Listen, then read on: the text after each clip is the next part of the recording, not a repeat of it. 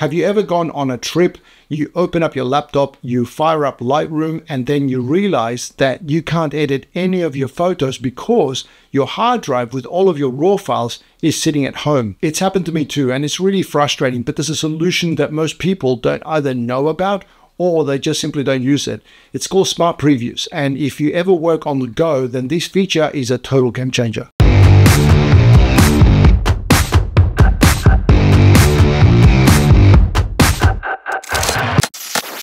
So the first time that I ran into this problem, it was a few years ago. I was on a photography trip in Wales in the UK, and I had my laptop, I had my Lightroom catalog, but for whatever reason, I didn't pack my external hard drive with all of my raw files. I just forgot to bring it. So when I opened up Lightroom, the thumbnails were there, but I couldn't edit a thing. And that's when I came across Smart Previews. They're small editable versions of your raw files that are stored inside of the catalog. So you don't need your hard drive with your raw files connected. You can still edit, you can rate, you can tweak colors, all of that stuff using the Smart Previews. And the best part is that when you get back home and you reconnect your hard drive with your raw files, it synchronizes all the changes that you've made, all of the adjustments. So it's like if you had been editing your raw files all along. So let me show you exactly how this works inside of Lightroom. Okay, so we are inside of Lightroom now, and this is a brand new catalog that I created just for this demonstration. What we're going to do is we are going to import some images into this catalog. So I'm going to click on the import button. And what you'll see on the left-hand side is that I have a drive called Store and Go, where there are two folders. You've got the A folder and then the B folder as well, and they've got different images in there. We're going to start off with the A folder. And what I'm going to do is I'm going to leave everything as default inside of Lightroom. I'm not going to change anything. The only thing that I want to check is to make sure that I'm using the add function up on the top, because I want to leave my raw files in their original location. Everything else is going to be default. I'm not going to change anything. I'm just going to click on the import button, and you'll see that those images are now imported into the catalog. So what we want to do now is we'll open one of the photos, and I'm just going to go into the develop module just to show you that everything's working as it should. I can bring the exposure up and down so I can make any adjustment that I want to. And then what I'm going to do now is I'm going to disconnect the drive that has the raw files. Okay, so we're just going to pull it out. You shouldn't do that, but I'm going to do it just for this demonstration. I'm going to do that. So what I want you to keep an eye on is here on the left-hand side. You can see that there's a little green light next to the Store and Go folder, because that's where it knows its raw files are at. So these thumbnails, these previews here, are pointing to those raw files. So I've got the A folder. You can see that 3 of those files have been linked to these previews. So what I'm going to do now is I'm actually just going to pull out the drive. So give me a second. Okay, I've just pulled that out, and you will see that on the left-hand side where it says Store and Go, now we've got a little question mark on the A folder and the B folder, and the green light has gone off on the folder itself, the parent folder. So now I can still see my thumbnails, and I can still double click to go into it. However, if I now click on the develop module, you will notice that all of the sliders on the right hand side are now grayed out. I can't change anything in there. And you will see this message here saying the file could not be found, because when you're making changes to a layer that is applied on top of the raw file. And so if the raw file isn't there, you can't make any changes. So this is the problem that I ran into. So what we're going to do to fix it is we're going to go back into the library module. We are going to double click, okay, so we can see everything nice and clear again. And I am going to now reinsert the drive back into the computer.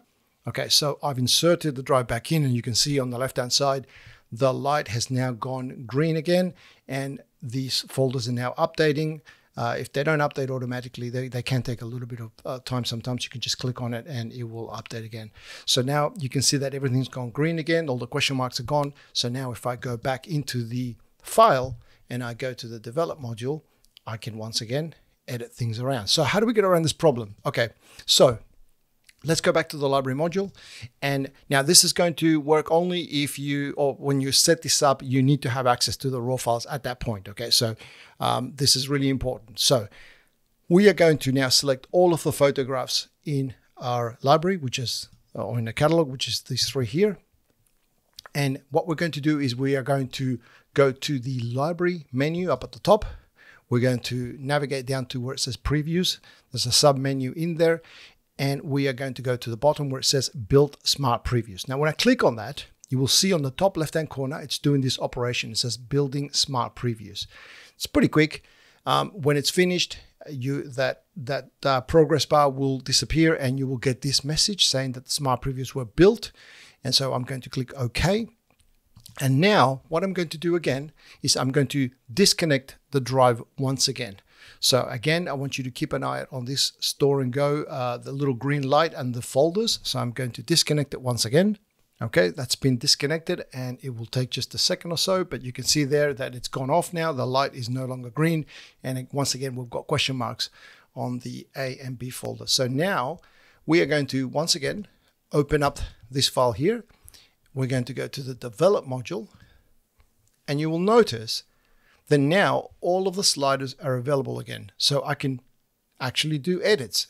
And yet I don't have the drive connected to the computer. Okay, so you can see that it retains, or it's allowing me to make all the adjustments that I want. So we're going to just make some adjustments. And now, if I go back to the library module, once again, what I'm going to do now is I am going to reconnect the drive. Now, this is the best part of this, is that when I reconnect the drive back to my computer, it's going to synchronize all those changes that I made against the smart preview, and it's going to apply those to the raw file. So let me reconnect the drive once again. And now the drive has been reconnected. The left-hand side here, you can see the store and go is now once again green. I can see both of my folders. And if I double click on this image that I've edited, all the edits, they have been applied now to the raw file. Okay, so they are retained. Now, this is a cool way to apply these smart previews to images that you've already got inside of your catalog. But let me show you how you can do this as part of your import process, because this is really where it's going to really make it easy for you, so that you've always got those smart previews with you. So we're going to do a second import. So once again, we're going to click on the import button. And this time we're going to go to the B folder. Okay. Now, once again, we are going to leave everything as default except for one setting, which is at the top right-hand corner of the screen.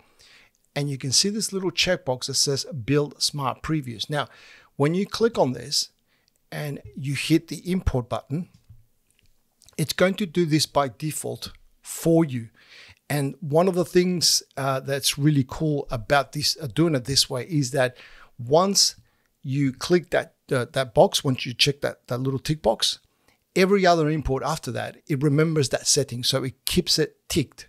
And so if you have, if you just turn it on, then automatically any import that you do after that will also create those smart previews, unless you turn it off. But there's really no reason to turn it off. So what I'm going to do now, just to prove to you that this worked, once again, I've not created the smart previews manually this time. I've done it as part of the import. So once again, I'm going to disconnect the drive. So you can see now that the drive has been disconnected, and I'm going to just jump into any one of these photos over here.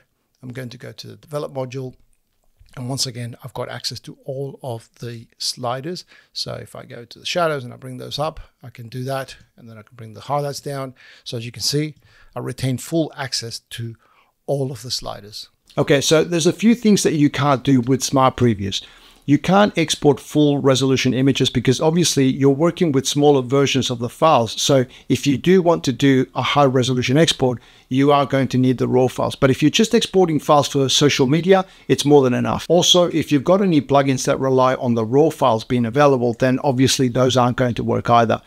And the other thing is that the images may not be as sharp as you would expect them to be, and you're not going to be able to zoom in as much because obviously you're working with a smaller file. But as far as travel editing goes, coloring your images, color grading, exporting to social media. For that type of stuff, it's more than enough. So the next time that you're heading out somewhere and you don't want to carry your hard drives with you, just remember to build those smart previews ahead of time, because it's going to save you time, stress, and probably a little bit of back pain as well. Now, if you found this video useful and you would like to support me, you can do so by clicking the like button. It's completely free, but it makes a huge difference to me.